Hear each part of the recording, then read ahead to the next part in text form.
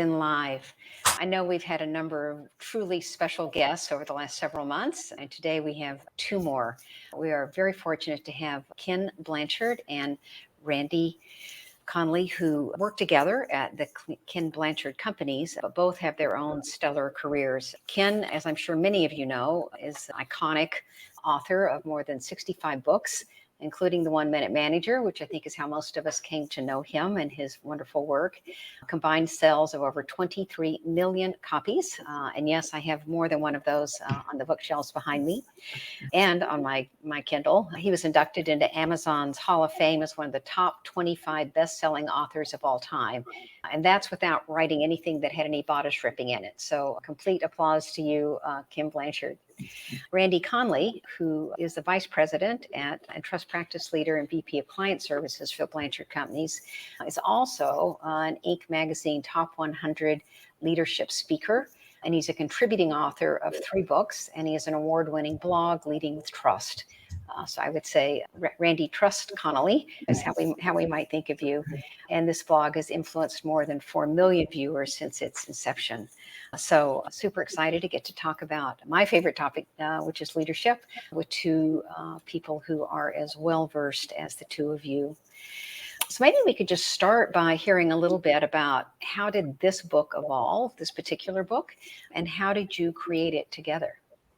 Well, Karen, I've always been interested. My mission statement begins with, I want to be a loving teacher and example of simple truths.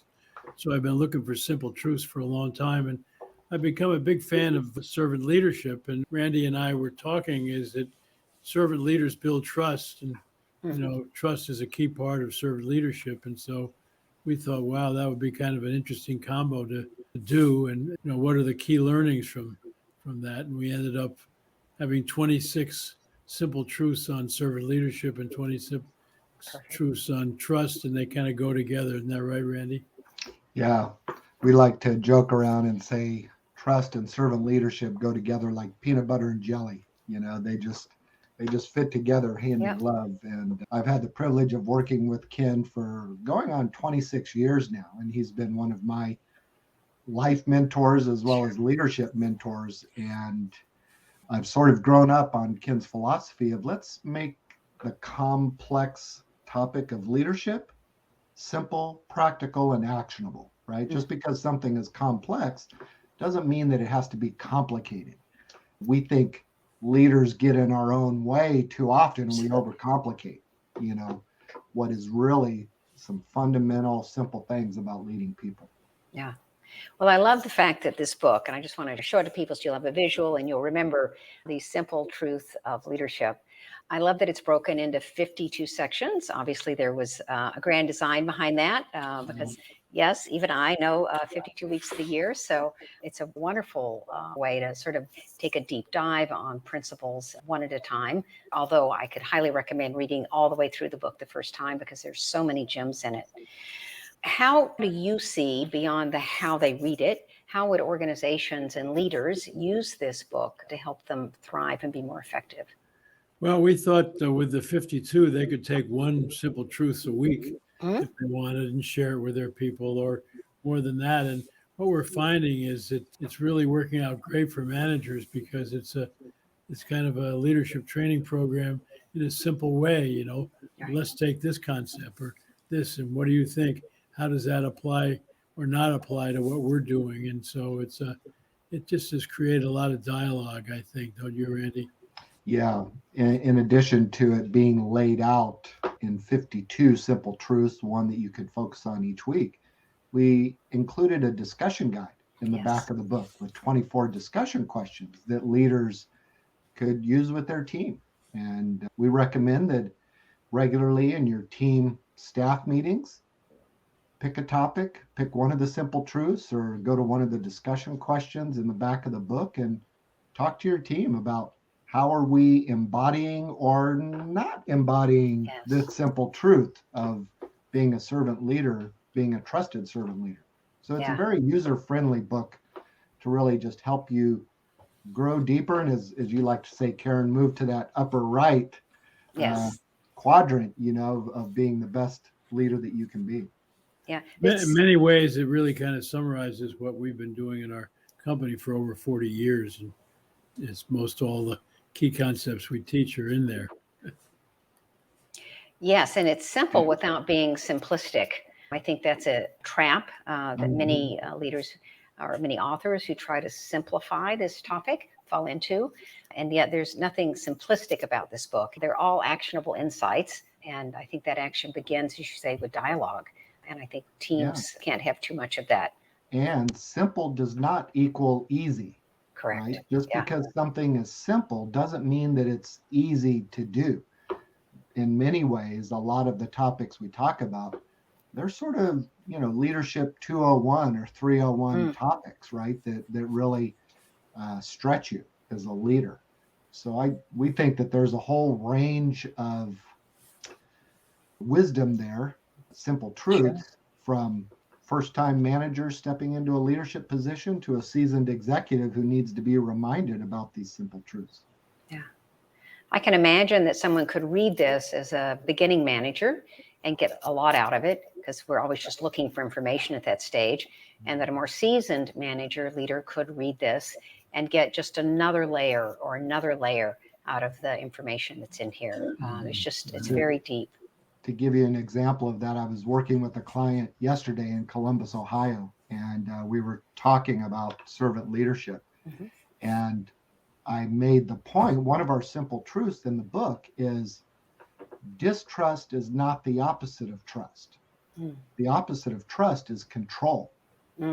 And these are seasoned general managers of large business units that have thousands of employees under their leadership. And they're like, wow, that is so true. And we see that in our organization by the way we handle communication in our company. We've got some leaders who are into control and they really want to hoard the information, and that prevents their teams from really being responsible and doing the best job that they can. So that's a growth area for them, seasoned executives, but just unlocking that simple truth that control is really the opposite of trust. What do we need to do in our organization to not be so controlling and give people more autonomy? And part of the issue, Karen, is the human ego, where people start thinking that all the brains are in their office and people need to be sucking up the hierarchy.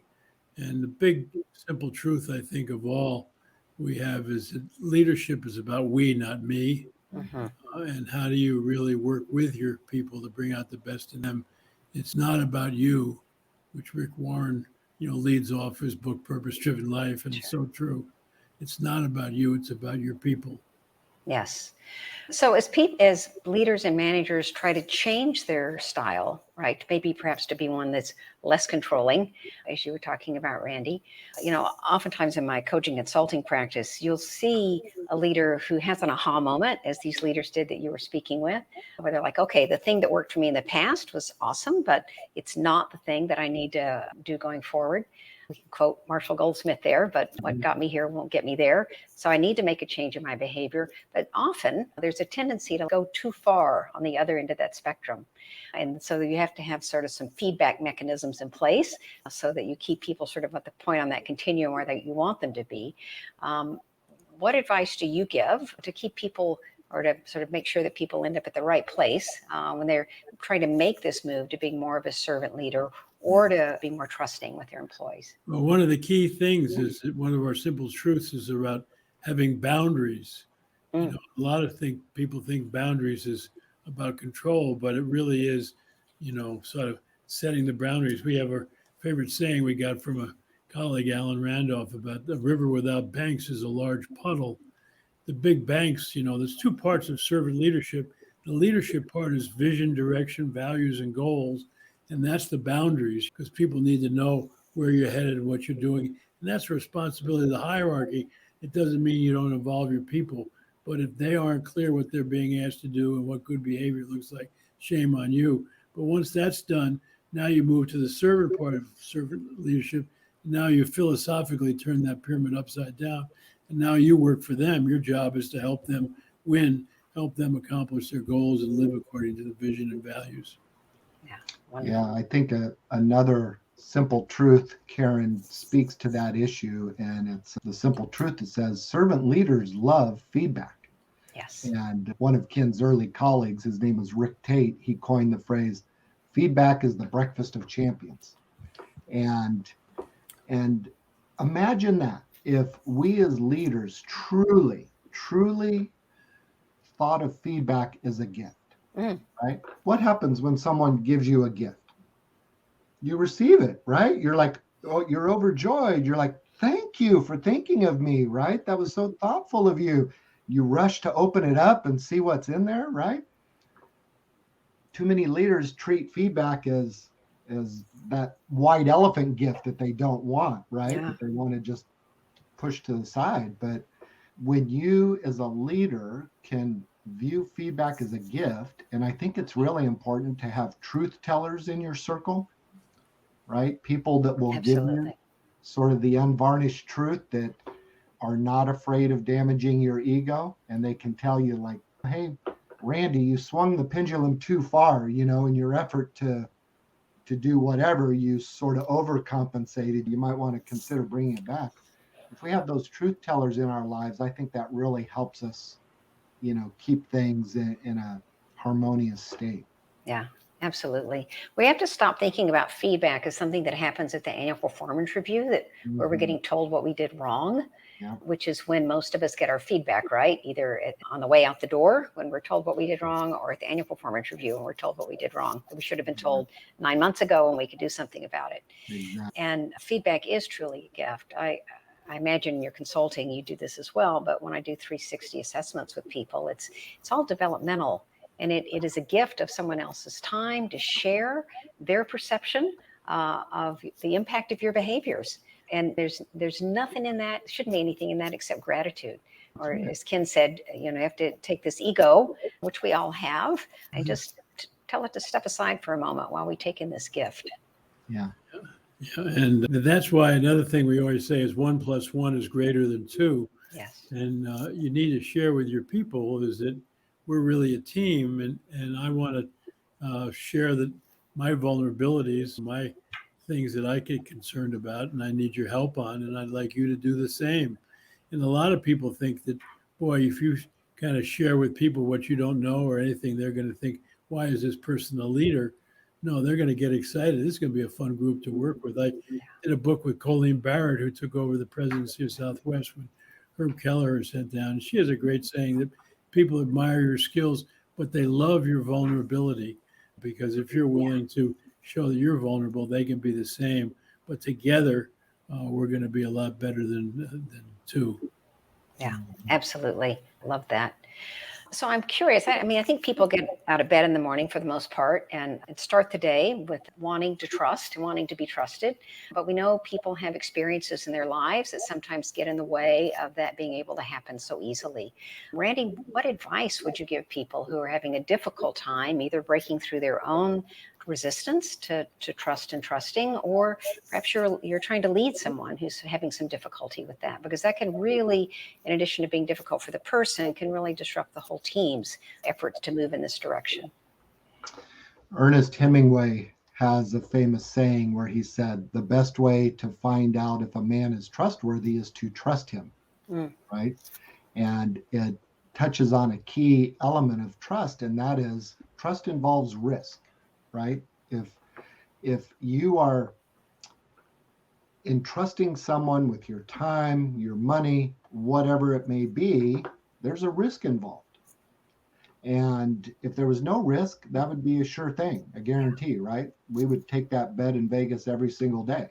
But in leadership, we have to trust our people. We have to provide them the right training, resources, right, to be competent and committed in their job that they're doing.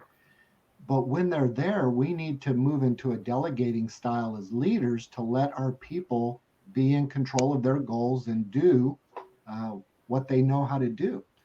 And we found that leaders often think just by virtue of their title or their position that everybody should trust them, right? Just because I'm the boss, you should automatically trust me. And that's not the case. Leaders have to first extend trust to their team. since trust involves the risk, our simple truth says, leaders, you go first. Leaders have to go first in extending trust.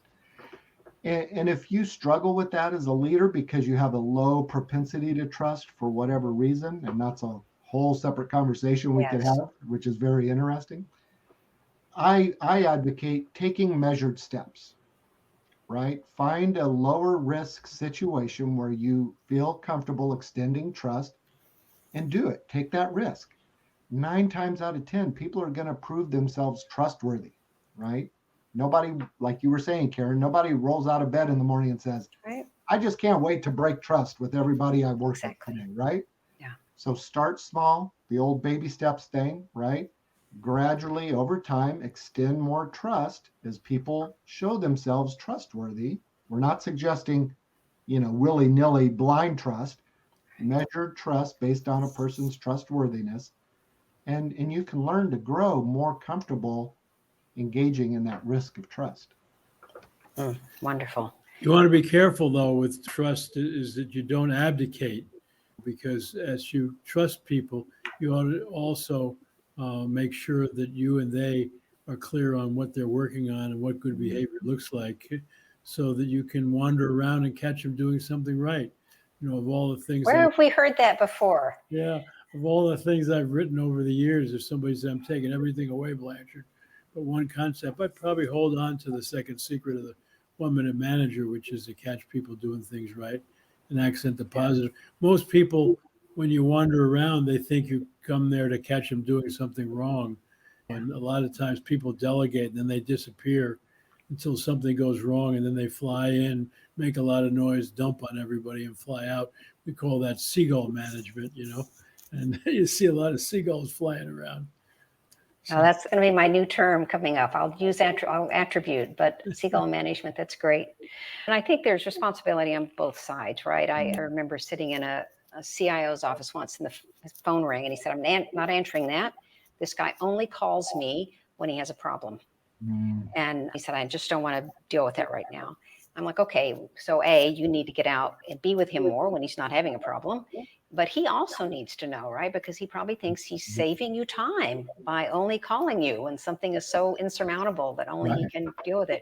But there are just so many different sides of this trust equation that have to be considered. So thank you for bringing that language and some tools back in our lives. So let's talk a little bit more about servant leadership, because it's a term I'm familiar with, certainly you are, but maybe not everyone who is listening is. We've used it several times. Could you define what a servant leader is?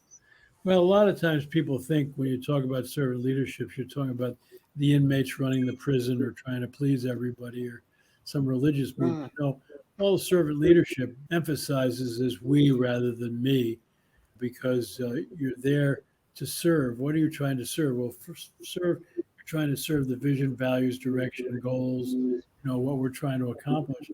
And you're there to serve the people, to help them win. The idea is not for the annual performance review. You said earlier, that's when you get feedback from people. But when I was a college professor, I was in trouble all the time, because the first day of class, I used to give out the final examination. And they'd say, what are you doing? I'd say, I'm confused. They'd say, yeah, I thought I was teaching this kid, you are, but don't give them the questions in the final. And I'd say, not only am I going to give them the questions in the final in the beginning of the semester, what do you think I'm going to do all semester? I'm going to teach them the answers. So when they get to the final exam, we're trying to get A's. And so I wrote a book with Gary Ridge from WD-40. It was an employee involvement score of like 92%. Wow. People really feel involved. Entitled to help people win at work, but the subtitle is interesting. It's a business philosophy called "Don't Mark My Paper, Help Me Get an A." And so Gary was in, first group in a master's degree program we run at the University of San Diego. He said, "Well, I'm going to implement that," and it's been awful for WD-40. They've only gone from 300 million to 3 billion since Gary took over. So. Hard to do that without good employee engagement. That's right. Yeah, exactly. such a wonderful story. I'm thinking now about these 52 different simple truths. Do you have favorites? This may be like asking you to choose among your children, but if not a favorite, maybe something that would be sort of most useful as a place for someone to start. Well, I already mentioned to you my favorite is probably catching people doing things right. Yes. But my other favorite is that when you work with people, you have to use different strokes for different folks. Yes. And that ties into our SL2, our situational approach to effective leadership, is that one size doesn't fit all. It depends on what is their competence and their commitment. Yes. And you also, a follow-up simple truth is you not only need different strokes for different folks, you need different strokes for the same folks on different parts of their job, because they might be really good at the financial part of their job, but not so good at the human interaction part. Well, you can delegate the finance, but you might have to coach and work with them more closely on their human interactions. Yeah, exactly. And so you do this thing, you see what happens, and then you adjust as you need to, depending on the situation. So I'd be remiss if I didn't call out situational leadership, the framework, as another one of Ken's many accomplishments in our field. Randy, how about you? Do you have favorites among these? You're right, Karen. It is asking a parent to choose which is their favorite child. One of my favorites is number 52, the one we ended the book on. And that simple truth is related to restoring trust and specifically forgiveness. And the simple truth says, forgiveness is letting go of all hopes for a better past. Forgiveness is letting go of all hopes for a better past. And I've seen a lot of leaders who think by not forgiving someone that they're somehow holding something back from someone who hurt them, right? And it's sort of a way for them to lord some power or control over someone. And the reality is the only person you hurt by not forgiving is yourself. Yeah. Well, the simple truth just preceding that one is choosing not to forgive is like drinking poison and waiting for the other person to die, right? It just makes no sense. And especially over the last few years, with the whole pandemic and a lot of organizations downsizing, people have been through some rough times and people are harboring a lot of resentment and anger towards, so many, institutions and their employer and other relationships that really, I think, pursuing a path of forgiveness is really healing for everyone involved. Solid relationship advice in general, right? Yeah. As are many of the truths in this book. But I have so many other questions I want to ask, but I know we have only a couple of minutes left. So I want to make sure that I have a chance to ask you about your up and to the right moments. So the tagline for my business is up and to the right, because that's the spot on the 2x2 matrix where we always want to be, is that upper right-hand quadrant. I'm not sure if that's true in situational leadership or not, right? We might want to move around, but in general, in my world, we typically want to move to that box. Was there a moment in your life or careers when you knew that you were moving, that you were directionally correct, moving up and to the right? Maybe Randy, we could start with you and then move to Ken. Yeah. That's a really interesting question, Karen. I think one of the moments for me was I had dropped out of college when I had gotten married, and I went back to school as an adult. We had young kids, and I was pursuing a degree in business management. And in my management class, my textbook was Management of Organizational Behavior. Guess who the authors of that textbook are? Ken Blanchard and Paul Hersey, creators of situational leadership, right? And I remember reading about situational leadership and thinking, wow, I really resonate with this. This makes so much sense to me. And I looked down in the footnotes on the page there, and it says Ken Blanchard, Escondido, California. And I'm like, wow, he's right here in my backyard. I didn't even know that. Lo and behold, a few years later, I'm in the job market. I start to work at the Ken Blanchard companies. And it's been just sort of the constant moving for me personally to that upper right quadrant. We do such important work People You spend 2/3 or more of their lives at work. They deserve a trusted servant leader. I really believe everybody deserves to work with a trusted servant leader.